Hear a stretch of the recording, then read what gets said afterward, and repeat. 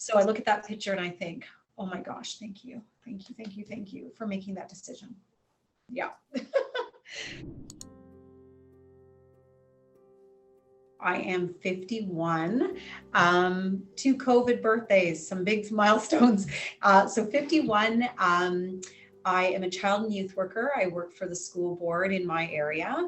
I can honestly say that I've been struggling with my weight for half of my life. So basically all of my adult years. I feel like I was in a place of conflict, like just constant conflict about what body image for me was. I work with youth, and I'm always trying to promote being positive around self. So between what my body image was, what I could see, one, and two is what I could feel. I didn't feel healthy. I wasn't healthy. I was starting to show signs of early stages of hypertension. I have chronic back issues. I have knee issues. Didn't feel good. I've tried, I would say, almost every, can I put the quotes around diet out there? Everything you can imagine. I honestly feel like I know a little of everything. And I've tried it all. Yeah.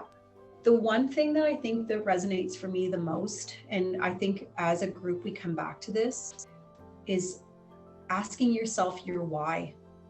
Like and even when I think about it, like it does bring tears to my eyes, because I think that that is really where you start, right? Why are you looking into this?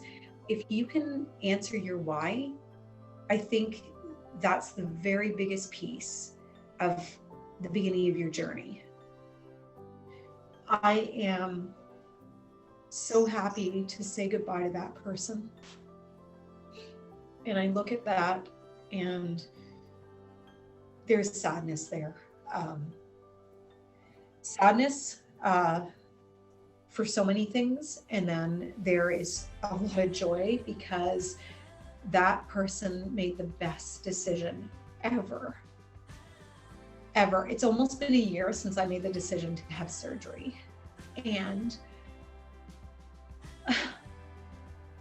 like I said, if I could have, and I talk about myself like it's somebody else, but if I could have her tell me where I'm going to be a year from now, wow. So yeah.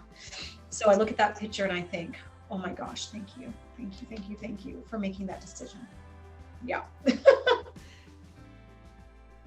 Well, when I found your clinic, it really did feel like kind of like, the glass slipper that fit just right. Everything from like when I reached out to how the staff treated me, the answers that I was getting to the questions I had, how I just, so it felt right.